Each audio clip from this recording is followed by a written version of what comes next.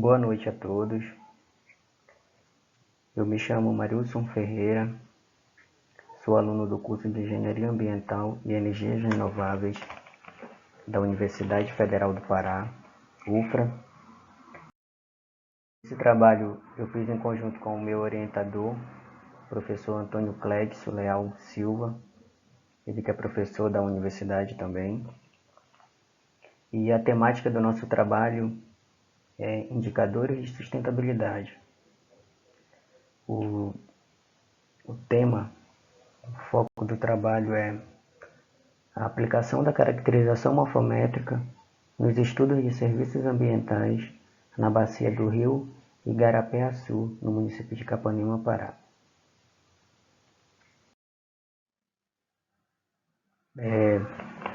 Bom, primeiramente nós precisamos entender o que é uma bacia, né? A bacia ela é uma área topograficamente bem definida, composta por uma rede de drenagem que possui um rio principal e os seus afluentes e um ponto exutório, que é o seu ponto de deságue. Então, a caracterização morfométrica ela consiste em um levantamento de dados referentes às características ambientais daquela determinada área. Aqui nós temos os serviços ambientais e seus indicadores. Os indicadores ambientais, eles são oriundos dos serviços ambientais e consistem em dados e informações que irão descrever com clareza o funcionamento de uma determinada área. E é justamente isso que a caracterização morfométrica ela vai fazer na bacia, que é gerar esses dados e dar um dimensionamento sobre o funcionamento dessas variáveis e as interferências que elas exercem sobre a bacia. Bom, esse daqui é o mapa de localização da área do rio Igarapé-Açu. Essa bacia ela é a bacia de maior área que está localizada dentro desse município. Nós podemos ver aqui no mapa de localização, aqui do lado, em um mapa menor, o município de Capanema e a área e a extensão que essa área ocupa. Aqui foram os procedimentos metodológicos. Primeiro foram a aquisição dos dados que foram obtidos através do site USGS. E aí é feito o tratamento desse dado. De início, nós fizemos as correções das depressões por meio da ferramenta FieldSync. Em seguida, nós fizemos o ordenamento dos rios por meio da ferramenta do Saga, que aqui está. E nessa ferramenta seguinte, nós fizemos a delimitação da drenagem, da bacia e do fluxo de direção, que são produtos importantes para a gente poder gerar aí os demais produtos. E aí nós fizemos a delimitação da bacia, que é a bacia de estudo, através do ponto exutório dela, que é um ponto que ele foi pego na área da bacia. Nós conhecemos a área, então nós fomos lá, pegamos o ponto exutório e aí nós jogamos nessa ferramenta OpsLoopers área e fizemos a delimitação, e o programa fez a delimitação. Em seguida, nós tivemos que transformar esse dado que ele é raster e nós temos que transformar ele para vetor, até para que seja feito os dados matemáticos, até para que se obtenha os dados matemáticos, né? Se possam fazer os cálculos e tudo mais. E aqui são os produtos gerados, a hipissometria, declividade, orientação de terreno e hierarquia dos rios. Aqui nas próximas etapas, nós vamos falar sobre os resultados. Bom, a área da bacia, ela equivale a 188,5 km². O perímetro dela é equivalente a 58,28 km e a bacia é uma bacia de quarta ordem. O comprimento axial da bacia, que é o comprimento do ponto exutório dela até a extremidade maior, até a extremidade maior dela. E aí esse valor ele é calculado e ele é muito importante para que a gente possa encontrar os demais coeficientes. E o rio principal, que também é muito importante para os cálculos, ele equivale a 22,76 km. E aí nós geramos o coeficiente de copacidade. O coeficiente de copacidade, ele vai definir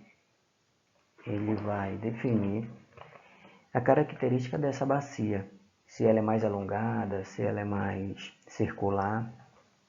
Então essa bacia do rio Igarapé-Açu, por esse coeficiente, fica caracterizado que ela tem um formato mais circular e isso é visível até mesmo no mapa. Ela é uma bacia de formato mais circular, mas como nós podemos aferir isso? Por meio dos estudos e dos coeficientes que são calculados, né? Então, as fórmulas elas mostram que quanto mais próximo do 1, mais circular é essa bacia. E quanto mais distante, mais alongada ela é. E esse valor aqui de 0,19, ele mostra que ela é uma bacia com as características circular. Em outras bacias aqui mesmo próximos das regiões, esses valores eles são encontrados de 2,2, 2,7 e é perceptível que essas bacias elas são bem mais alongadas. Então aqui ele conferiu uma característica real da bacia que nós podemos observar no mapa. E aqui nós temos o fator forma e o índice de circularidade, que são dois coeficientes muito importantes e que eles vão aqui de encontro com o coeficiente de copacidade.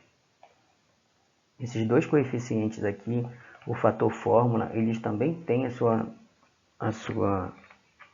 fórmula de cálculo e quanto mais próximo do zero esse fator fórmula for, quer dizer que essa bacia ela tem um formato um pouco mais alongado. A mesma coisa é o índice de circularidade. Então esse valor ele vai aí de 0 a 1. Quanto mais próximo de 0, mais alongada é. E quanto mais distante, quanto mais próximo de 1, mais circular é. Então aqui nós podemos ver que o 0,6 está mais próximo de 1 e o índice de circularidade também. Então esses valores eles vão aqui corroborar com esse valor obtido no coeficiente de copacidade, o que demonstra que essa área é uma área de formato mais circular.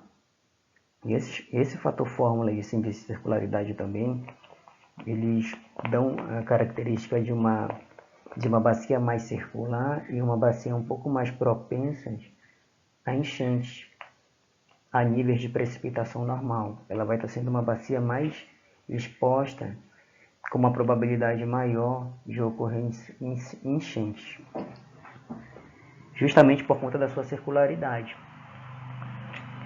Aqui no índice, na sinuosidade da drenagem, que foi obtido esse valor aqui, ele pode variar de 1 a 2. E quanto mais próximo de 1 for esse valor da sinuosidade, significa que os canais dessa bacia eles são mais retilíneos, são canais mais regulares e de caráter transicionais. Então, a drenagem dessa bacia ela é feita por canais pouco sinuosos. Aqui a densidade de drenagem é considerada mediana. Por que ela é considerada mediana?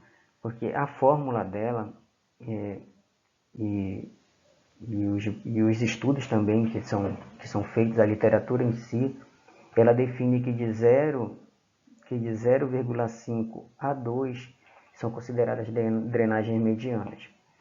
E aqui na densidade dos rios, foi obtido o valor de 0,27 rios por quilômetros quadrados.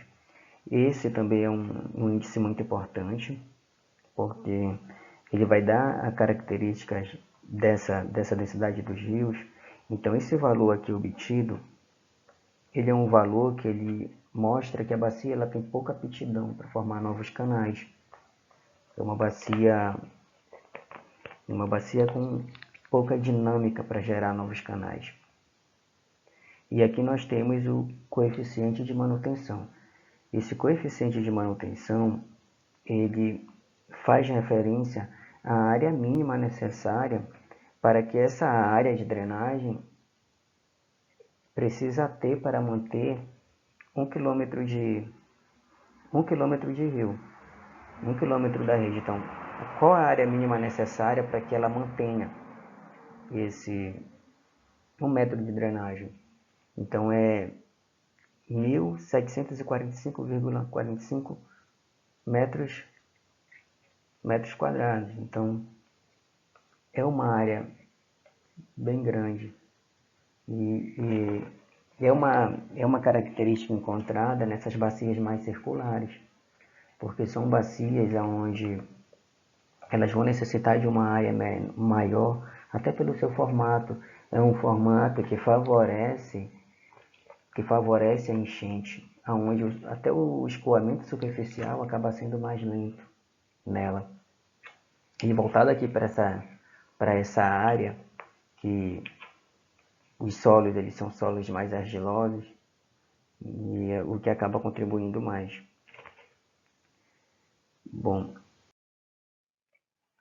nós vamos aqui para a conclusão, que a caracterização morfométrica, como nós temos aqui no primeiro tópico, ferramenta que pode auxiliar na gestão do recurso hídrico das bacias, porque quando você tem um conhecimento maior sobre a bacia, sobre o funcionamento dela, você tem uma boa ferramenta para auxiliar nas tomadas de decisões que vão auxiliar ali nessa gestão do recurso hídrico dessa bacia.